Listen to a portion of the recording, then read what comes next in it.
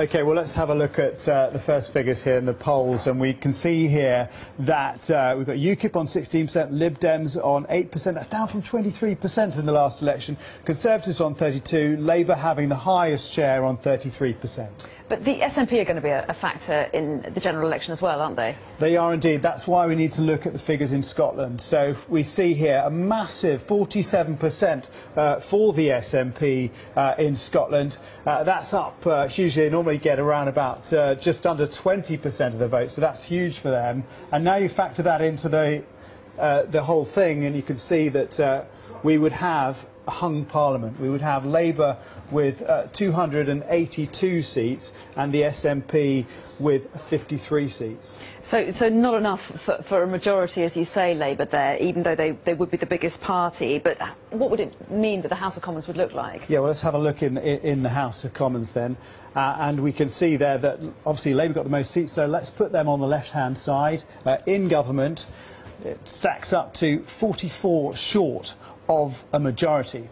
If we look at the Conservatives, put their 270 seats in, obviously they're way short of getting a majority, so we'll leave them in the opposition at the moment. The clear, obvious partners here are the SNP with their 53 seats, and that just takes them over to the majority there. But Labour aren't keen on doing a deal with the SNP, are they?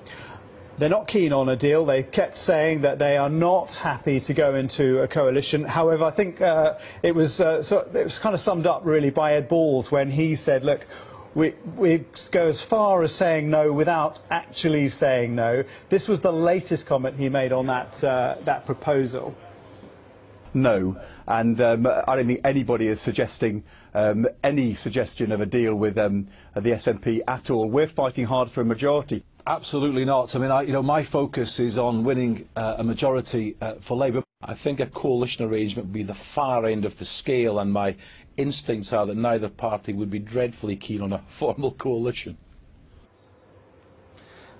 The thing is that there is no other real mathematics here if the figures stay like this, because if you add the other figures in, you can see that the rest of the parties put together wouldn't make up a coalition. So really, that is the only possible two-party coalition as it stands if the voting stays like this. OK, Jason, thank you.